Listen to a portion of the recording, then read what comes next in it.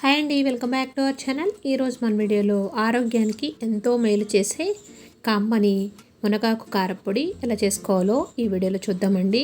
ఇది హెల్త్కి చాలా మంచిదండి. పిల్లలైనా పెద్దలైనా రోజుకు ఒక స్పూను ఫస్ట్ ముద్దలో తిన్నారంటే చాలా హెల్తీగా ఉంటారు. ఒక్కసారి ఇంట్లో చేసి పెట్టుకున్నారంటే 1 మంత్ పాడవకుండా ఉంటుందండి. మరి ఇంకెందుకు ఆలస్యం, లేట్ చేయకుండా వీడియోలోకి వెళ్ళిపోదామా. ముందుగా దీనికోసం మునగాకుని బాగా కడిగి పెట్టుకొని ఒక క్లాత్ మీద పూర్తిగా ఆరనివ్వాలండి. బాగా ఆరిన తర్వాత ఇలా ఒక బౌల్లో వేసుకొని పక్కన పెట్టుకోవాలి. అదేవిధంగా కరివేపాకు కూడా 1 కప్ తీసుకున్నాను. ఈ రెండింటిని ఇలా పక్కన పెట్టుకొని స్టవ్ వెలిగించి ప్యాన్ పెట్టుకొని 2 టేబుల్ స్పూన్ ఆయిల్ వేసుకొని 2 టేబుల్ స్పూన్ శనగపప్పు, 1 టేబుల్ స్పూన్ జీలకర్ర, 3 టేబుల్ స్పూన్ ధనియాలు,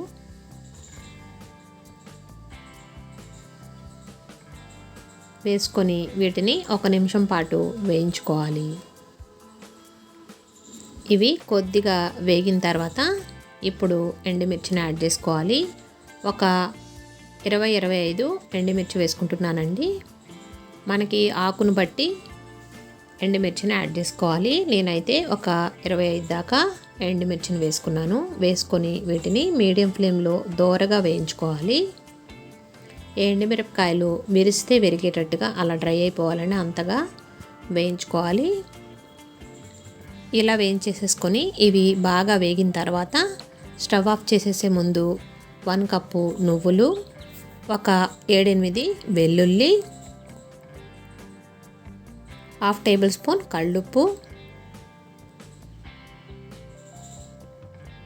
చిన్న నిమ్మకాయ సైజ్ అంత చింతపండు కూడా వేసేసుకొని ఒక్కసారి కలుపుకొని స్టవ్ ఆఫ్ చేసేసుకొని వీటిని ఒక ప్లేట్లోకి తీసుకొని పూర్తిగా చల్లారనివ్వాలండి.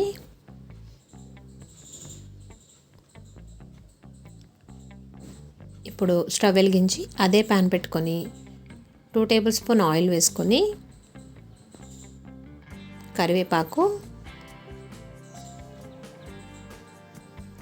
మునగాకు కూడా వేసేసుకొని విడివిడిగా అయినా వేయించుకోవచ్చు, లేదా ఇలా కలిపైనా వేయించేసేసుకోవచ్చు అండి. మునగాకు వేసుకొని దీన్ని కూడా ఒకసారి బాగా కలిపేసుకోవాలి. ఇలా కలుపుకుంటూ మీడియం ఫ్లేమ్లో ఈ ఆకు మొత్తం పొడి పొళ్ళాడుతూ అయ్యే వరకు ఫ్రై చేసుకోవాలి. ఆకు అనేది క్రిస్పీగా ఉండాలండి. అప్పుడే మనకి కారపొడి అనేది పొడి పొళ్ళాడుతూ వస్తుంది. ఆకు తడి లేకపోతే తొందరగా వేగిపోతుంది, కారపొడి కూడా పొడి పొళ్ళాడుతూ వస్తుంది. ఇలా డ్రై అయిపోవాలి.